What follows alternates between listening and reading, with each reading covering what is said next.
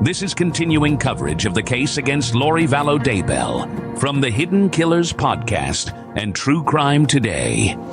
And closing arguments are underway as we're putting together this edition of Murder in the Morning, and we're going to dive into it. Today, we're going to be taking a look at the prosecution's closing arguments, because that's what's going on right now as we're putting this together.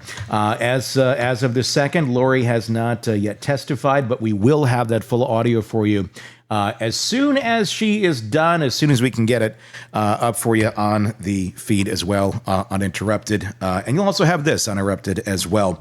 But this is going to be the version where we go through and, poke the bear with the stick, I guess, so to speak, and see what happens. I'm going to miss her. I'm going to miss her, the drinking game that I personally started with myself every time she says, is this correct? Is this correct? Is this correct?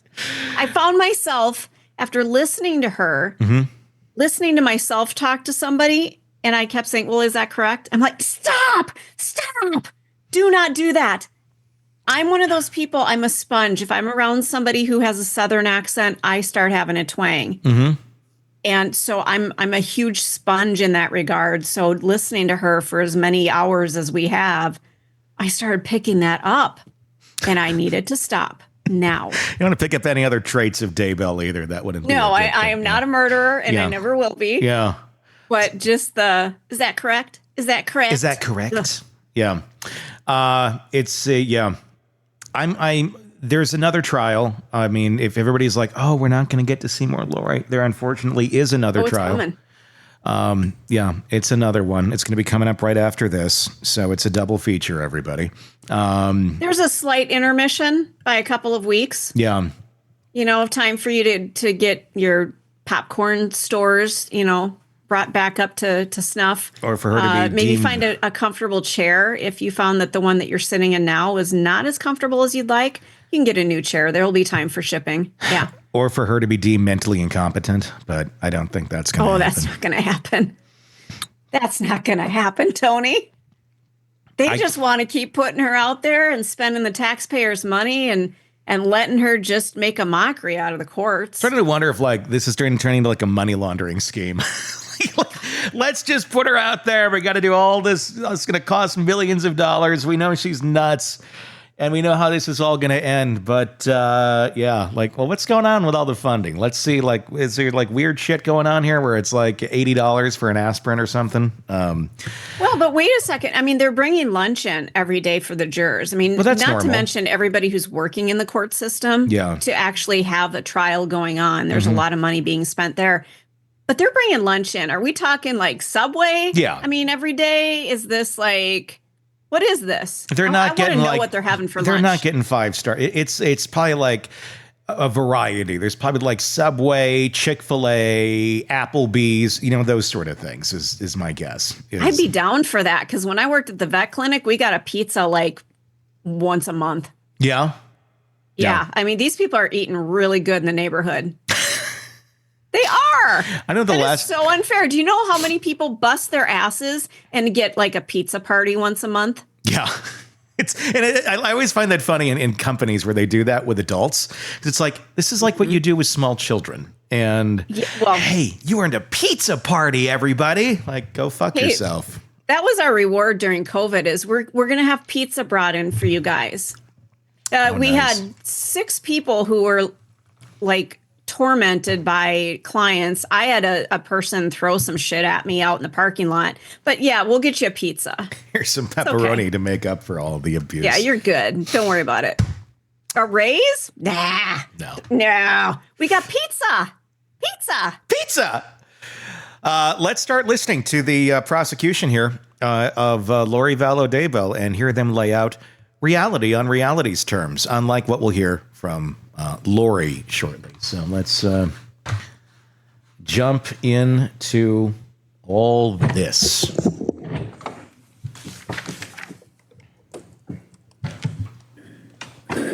July 18th of 2019, just 7 days after this defendant and her co-conspirator Alex Cox shot and killed Charles.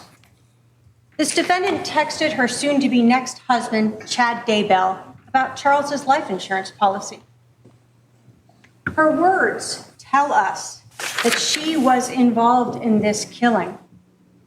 Her actions and her words of texting Chad Daybell tell us the motives behind this murder: Chad and money.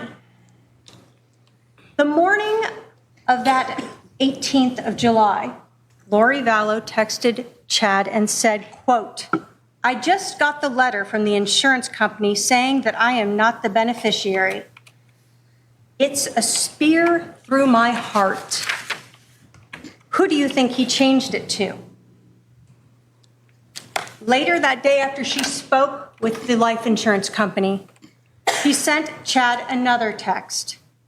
Quote, "So I talked to the insurance company. He changed it in March. Probably it was Ned before we got rid of him."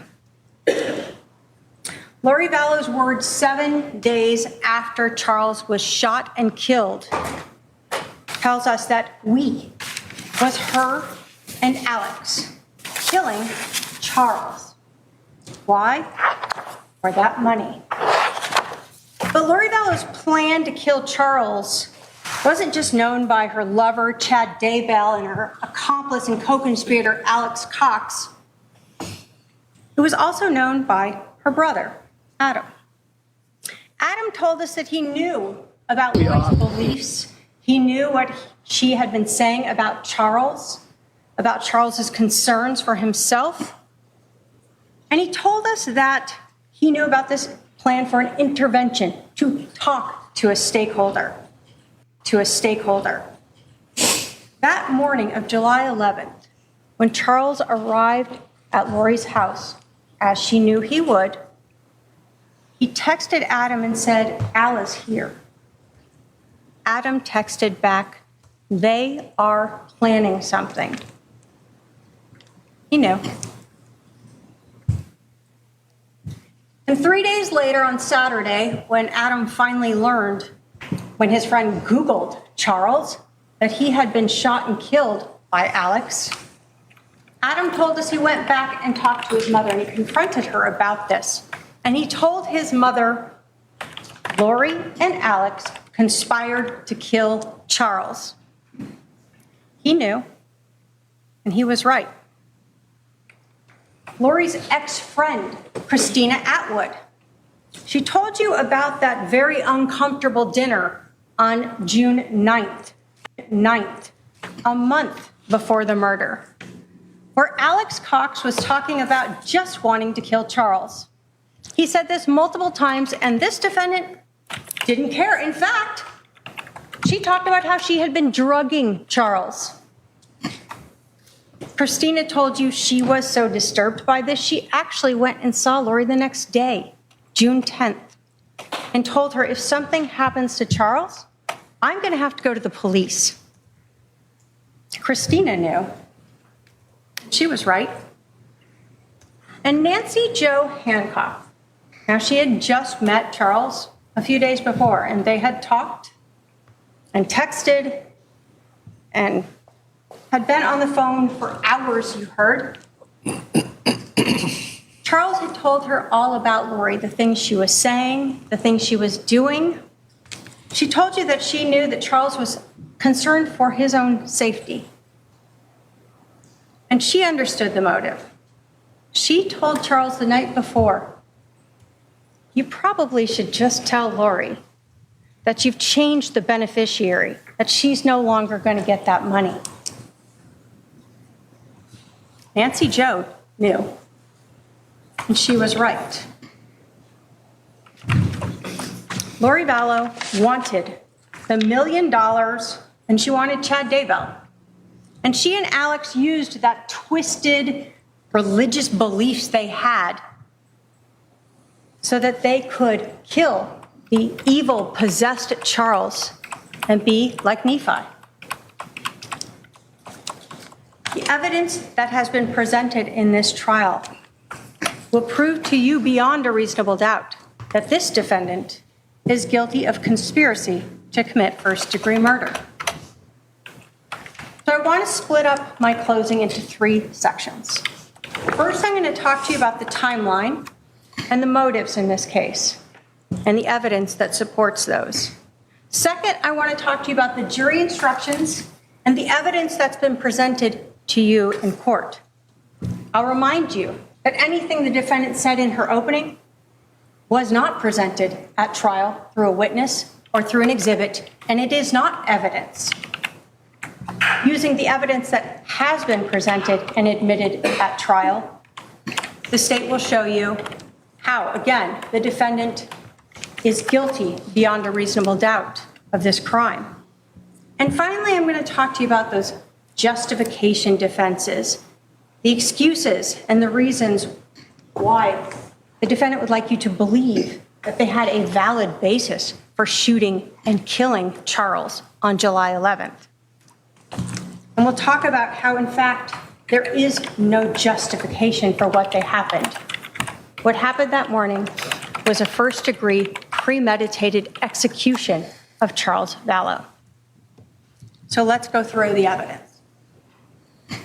The timeline really starts, and we know it goes back much further than this, but the big change occurs on June 29th or 30th, when you learned that Charles Vallow learned about these KK Walker emails.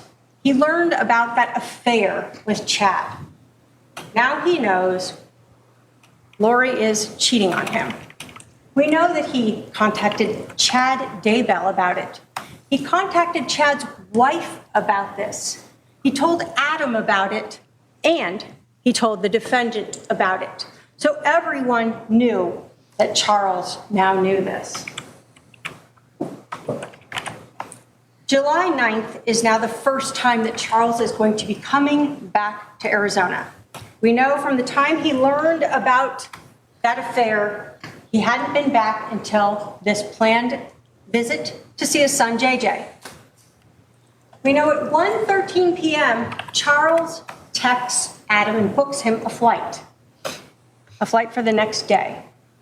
At 1:21, we know that Adam is contacting Alex, and they talk for 20 minutes. And Alex lets Adam know, sure, you can stay with me. Of course, Alex doesn't know the plan yet, the mission. Lori then starts talking to Chad Daybell. We know that she knows about this intervention. She knows about Adam coming, and we know this because, again, of her text messages. We see Lori then starting to round up the troops. Why does she do this? Because she wants to ensure that on July 11th, it is Charles and only Charles coming to the house and not the intervention of Adam or Brandon or Zach coming over to help him. So she has Melanie. Tells her she can't go to this wedding. She has to stay here. It's coming to a head. This week will change everything. Call me. Then we have July 9th, the text messages with Alex. She tells him, so the plot thickens, call me when you can. He doesn't call her initially.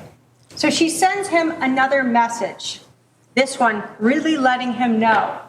She specifically tells him, I'm going to need you to stay close to me the next couple days. Mel, too, she can't go to Utah. She's got a job. They are planning some kind of intervention, but want Mel out of the way, so I'm left alone. She talks, I need to come get the stuff at your house tomorrow and secure it. Lots to do. Thank you for standing by me. It's all coming to a head this week. I will be like Nephi, I am told, and so will you. And then what happens? This gets Alex to call, and they talk for almost an hour planning how they're going to stop the intervention, how they're going to be like Nephi. As we get to the 10th of July, and we continue through this timeline, we see Lori again talking religiously with Chad. 149 minutes that morning. She's also texting Melanie Boudreau, Melanie B, telling her that it's important for the mission, for Melanie to help her by keeping Brandon distracted. And we saw those messages where Melanie says she'll pretend to be sick.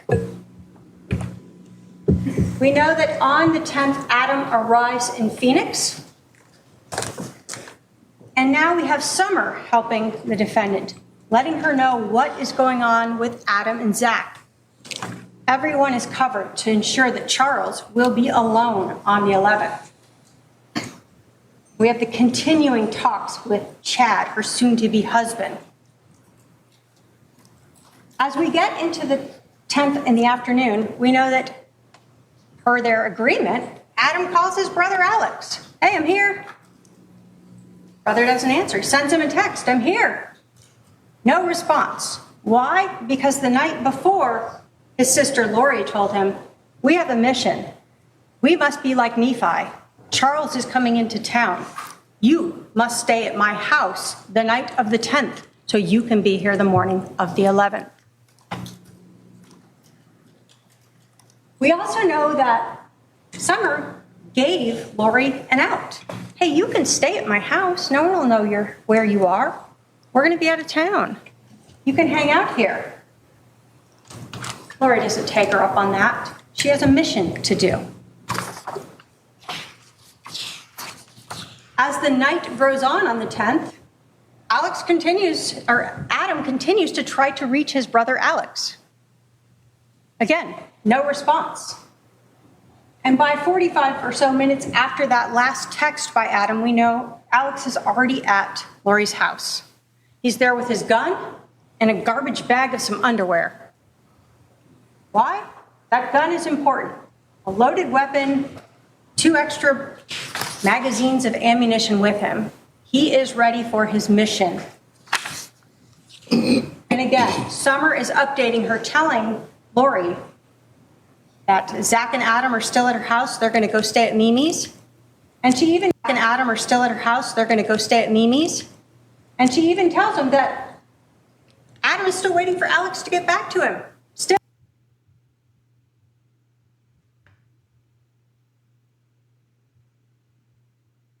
Ruh-roh. Uh-oh. What's going on up here? It's Nephi. Nephi is getting in the way. Well, let's see. About all of these things. And what does he talk about in that morning? As you have with a gun and he doesn't beat him with it, take his head off with it, knock him unconscious with it. Instead, all we see on this bat is 0 damage. Oops. Well, that looks like an ugly error. What is going on with the trial of Karen Reed? Fight that's left a large... That'd be Lori. Or Lori Daybell. Anything Sorry. else? It's all good. Just 2 partial... We got that starting soon. When you think about what is there and what isn't there, does the evidence of this bat fit in at all? It doesn't.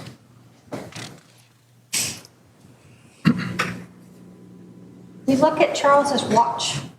No damage to it. No scratches to it. No dings to it as he's grappling on the floor like Lori wants you to believe. We know that at some... was killed in... We know that Okay. at some point Charles is standing and shot, and we know that final shot he's on the ground. We know he fell to his knees at some point. And when you look at that physical evidence and the lack of damage or anything on that bat, again, what makes sense is that Charles fell to his knees after that first shot. We know that there is 12 minutes where the defendant and her brother are still together there, so that Alex can get this 1-inch cut to the back of his head that's barely bleeding, that he uses a paper towel to dab at and rub. the shoes that the defendant ran out of on her way out. You have the exhibit. You can see black straps across her toes as she enters and exits the Walgreens. And then you see that she's wearing the flip-flops when she comes back to the scene. What do we know? That the police did not search Charles's rental car.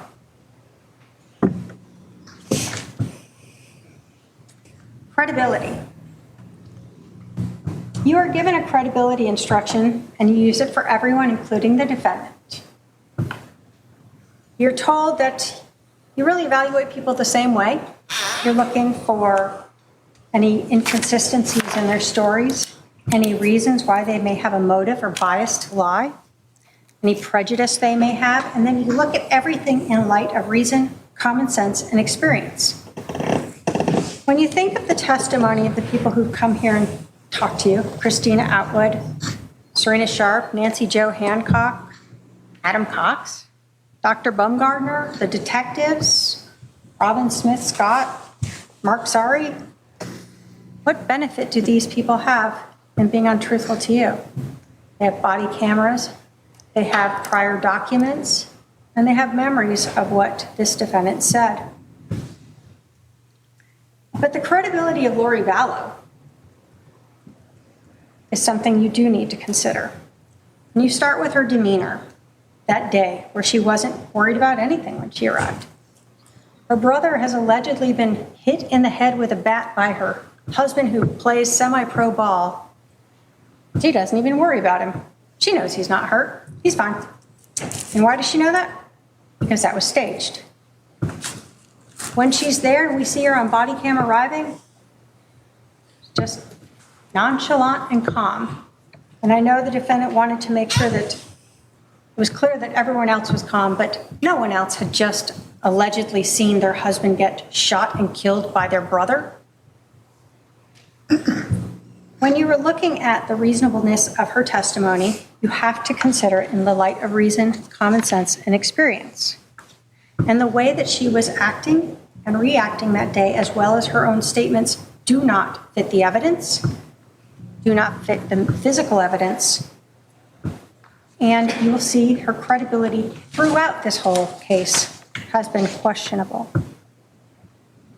Her credibility with Social Security. What did we learn? That on July 11th, she tells Detective Enclan that she and Charles are separated. Exhibit 187. We are not living together. Charles rented her house. We're separated. But on August 12th, when she needs to make sure she gets some money, she tells Social Security, when they ask, are you living together at the time of death? Yes. You also learned that she was not truthful with Social Security when she got remarried. She did not tell them about that either. So we know she's been untruthful to Social Security twice. Why is that relevant? Because you're judging the credibility of Lori Vallow throughout all of this. Life insurance. We know that she said Charles was accidentally shot. We know that was not true. She wanted to make things seem like she had nothing to do with the murder. But we know that Alex Cox intentionally shot Charles. Whether or not she wants to claim it's self-defense or not, there was nothing accidental about shooting him twice. Then that second call to Banner Life Insurance, where she tells Robin Smith Scott a few different things to garner sympathy, and she asked her if she could do anything about the change in beneficiary. I really can't give too much information, but I can tell you that the beneficiary was changed in March of this year. Okay. Okay, I'm trying to figure out what he was doing since we have 5 kids and we've been married for 15 years. Oh, I'm sorry. So Lori tells this woman, we have 5 kids, which if you want to count them all and admit that 3 of them are adults, then okay. Really, they have 1 kid in common. Tylee, you learned, was actually getting Social Security survivor benefits from her dad's death starting in 2018. Lori's son, Colby, isn't living with them. Charles' son's never lived with them. Why does she say these things? She can't help it. She just wants to just make herself seem better than she is.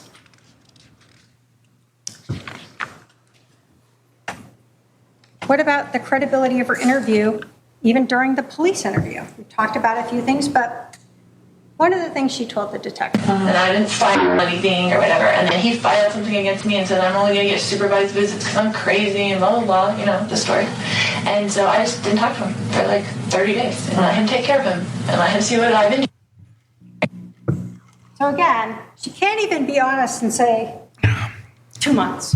It's got to be like 30 days. I was kind enough to just leave my husband with my son for 30 days. What we know is that Lori Vallow was gone a total of 78 days, 58 while she's flying to Hawaii, going to Idaho and back with Chad. And who's taking care of JJ? Charles. And Kay is coming here regularly to help take care of JJ. I feel like they don't put the A team in here to go and against Lori. On March 28th, Yeah. that's when Charles finally decides he hasn't been able to find Lori. He doesn't They know where didn't she have is. to. He's going to move to Houston to be closer so his sister Yeah, can he didn't help him have more to. easily. And this is when Lori finally She's not shows that back up. compelling. She needs more Even the variations simplest in her thing of just trying voice. to She be needs a honest little about lesson how long in she's been gone. She has theatrics. to minimize it and make her Well, Very again, we've monotone. talked about that with attorneys. I mean, that's why Alan Jackson is so interesting to listen to. He's charismatic. He might be full of shit at times, but love listening to him. She's just very high tone and solid, and just, I mean, she knows her stuff.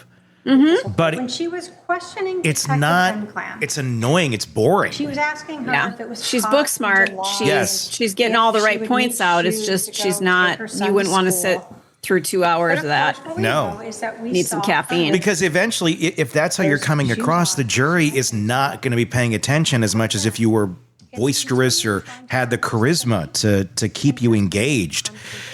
It's just like when you're a kid and you go to church and like the fill-in pastor is there and it's like, oh God, I know why you don't have your own congregation. that body cam. Because you're boring as shit. And then when the one retires, it's like, guess who's coming to be the main one? That boring ass guy? Yes, that boring ass guy. Feel like you know this story all too well. Had a great charismatic guy I really liked, and then they got in like, How long have you lived? it's like Mr. Rogers' Yeah, okay. That's why the neighbors took the last Gotcha. less exciting brother. Are you working? Yep.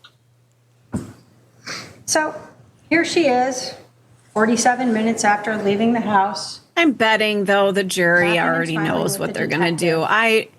Again, we're going to need The to fact put that bets her on it, husband but is I dead think we're going to inside have the a house. verdict before this Her even brother airs. sitting on the curb, allegedly with this very serious injury from a baseball I bat. don't know.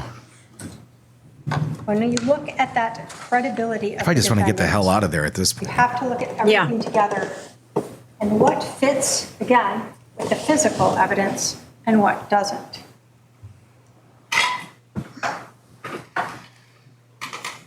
Finally,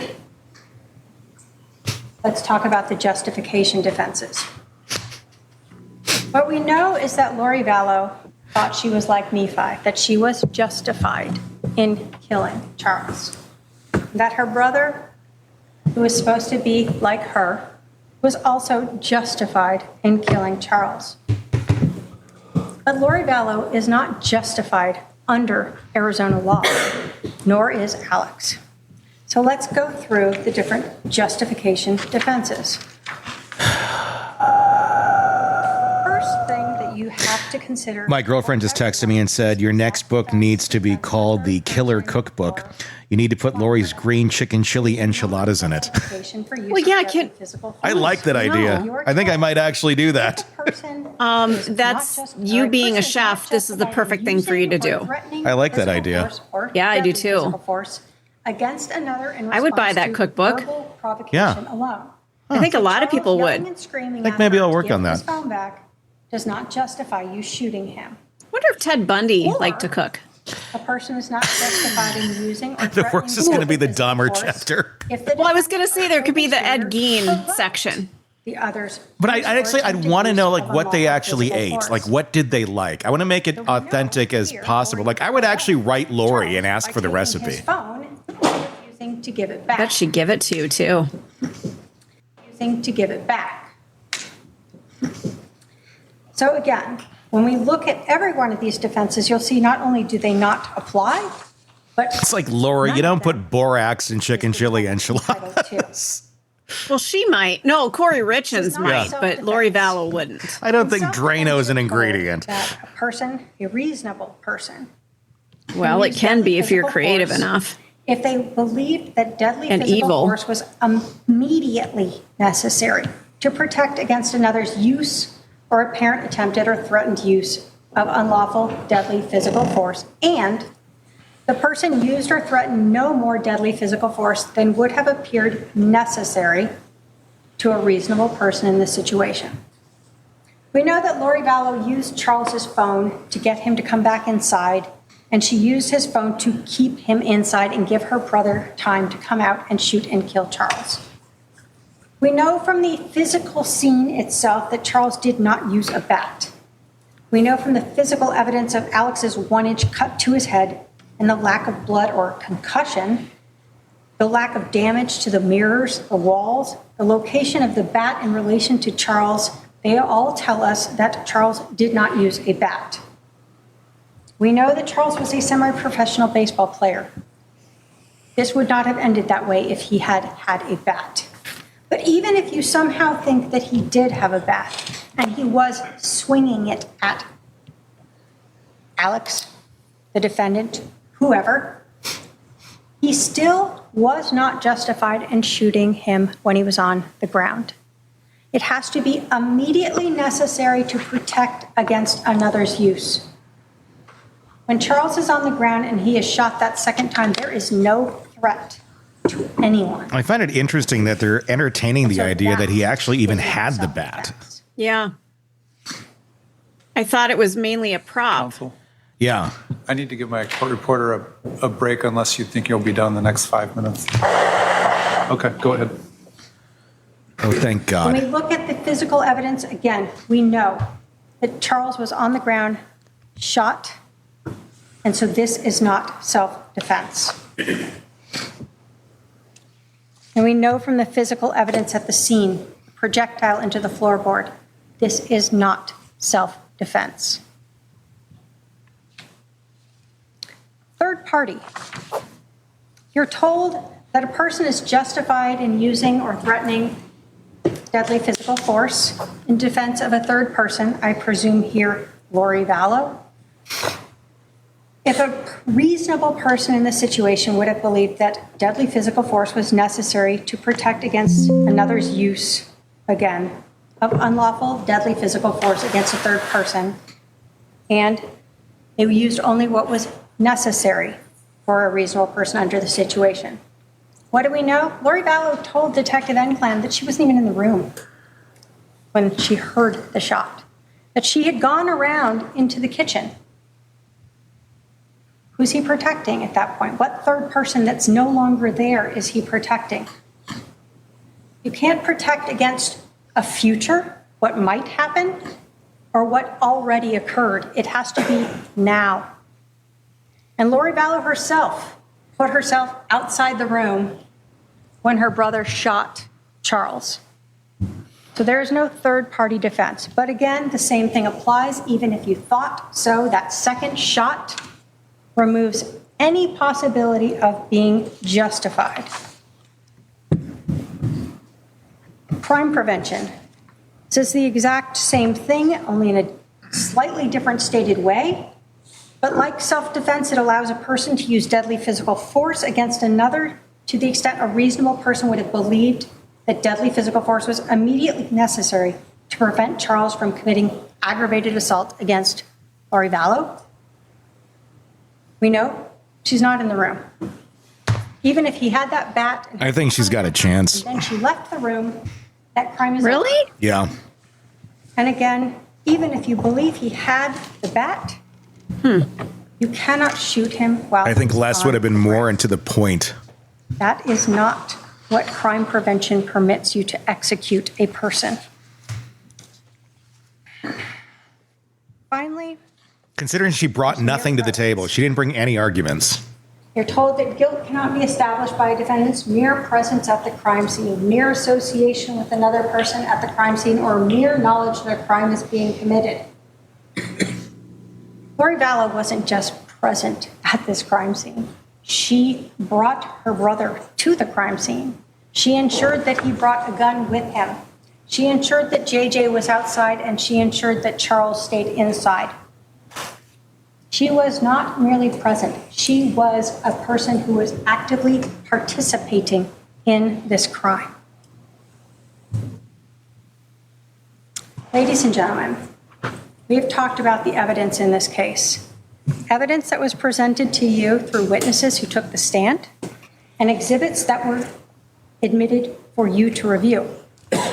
Remember the evidence of Lori Vallow's motive. Charles's life insurance, Chad Daybell. Remember Lori Vallow's own words of wanting to get rid of Charles, of drugging him, her acceptance of her brother's statements that he wanted to kill Charles, how she used Melanie and Summer to plan her mission and ensure that Charles didn't have help from Brandon or Zach or Adam. Her words to Alex about it all coming to a head, that he had to stay near her and they would be like Nephi, justified in killing Charles. Do you think she wrote it or Chat GPT? To Chad Daybell on July 18th. Feels a little Chat GPT to me. Killing when she said Charles had changed the life insurance. Yeah, where she didn't like get out the redundancy. Look at her actions and demeanor, having her brother come over on the 10th to her house with a loaded .45 caliber handgun, creating the one and only reason why Charles stayed inside the house, why he didn't just take JJ to school. The 12 minutes that Charles is at the house before Lori leaves in the car, the 47 minutes after that before they call 911, her demeanor when she comes back, not caring that anyone has been hurt, her demeanor on the body-worn camera, during her interview, what you heard about during the drive. Think about her credibility, how she cried for you in her opening statement. You certainly didn't see her cry on that body camera footage. You didn't hear about her crying as she was being driven to the Family Advocacy Center, and you did not see her cry in her interview. Finally, think about the physical evidence that proves that Lori and Alex staged this scene, that Charles was never in possession of that bat when he was shot by Alex or either of the shots. It's like covering every possible angle of this. He was executed that day for this defendant's benefit. The physical evidence disproves beyond a reasonable doubt that Lori Vallow and Alex Cox were justified under the law in killing Charles. The jury instructions tell you to use reason, common sense, and experience. Charles Vallow is dead today because this defendant and her brother Alex Cox conspired to kill him. They planned it out, and they had their weapons, and they orchestrated a way to ensure that Charles was back in the house where he was shot and killed for money and Chad Daybell. The evidence proves to you that Lori Vallow Daybell is guilty of conspiracy to commit first-degree murder, and the state asks you to hold her accountable and find her guilty. Thank you. Oofta. Well, we're going to take our 15-minute afternoon recess. I'll remind the jurors to remember the admonition. We'll resume. And here's the thing. I feel like I need a break too after that. Most of that was really, it wasn't super heavy on Lori. It was Alex did this, Alex did that. Lori's the one on trial here, not Alex. Yeah. I mean, I just feel like you really needed to sink that home that Lori is the one that would have done this. And I don't know. It's so redundant and just blah. I wonder if they felt that this is just a slam dunk. I don't think you should never consider a case a slam dunk. When you do that, this is what you get. I don't know. I could be completely wrong. And I'm fine with that, but curious. I mean, by the time this airs, we could have a verdict. In theory. I wonder if this will take him a little bit of time. I don't know. Hard to say. I don't think they connected it very well. I think there's other ways it could have been presented. And I don't know that it connected very well. I don't know. That's just me. I mean, it seems like it's a slam dunk because we know that Kay, so we know she had something to do with it. But it's conspiracy. It's not she pulled the trigger. It's did she order this? Was she part of this? Did she know it was going to be happening? And yeah, I mean, there's code language. Yeah. But there's never the flat out go, he's going to get killed today. I mean, she's a, maniacal narcissist. So I'm not surprised she didn't have any sort of emotion about any of this happening, even if she didn't know it was going to happen. Honestly, I mean, if she showed up and Alex had done this, I don't know if she'd act any differently. Well, and that's the thing, too. When that jury gets in that room, they're going to have a checklist of things that had to have been proven. Mm-hmm. We have a gut feeling. We kind of know, yeah, Lori was behind this. But you have to go into it with what was presented within those four walls. Yeah, or was it a birthday present? Was it like a, hey, surprise, sis? Not like, hey, I'm going to watch the kids this weekend so you can go on a date with your husband. No, it's like, hey, sis, I'm going to kill your husband so you can go out with the crazy guy that's starting a cult. Doesn't that sound good, sis? Yeah. I still wonder if the two of them had something going on. Ew. I totally could see it. It's a lot of people who wondered that. They were just too close. And there's accounts of them being at like gatherings and shit and simulating sex with one another. Ew. Ew. Yeah. Like being funny, like over the top, like, oh yeah. And they're like, but who does that with their sister? No, that's not acceptable behavior. I mean, that's frowned upon in any community. Yeah. If I was a betting man, I would put money on that happened. Just pure speculation, I know, but that would not surprise me. So enjoy those Wheaties. Craving non-stop true crime updates? Press subscribe now and get the latest cases, analysis, and expert commentary delivered straight to your feed. Only from the Hidden Killers podcast and True Crime Today.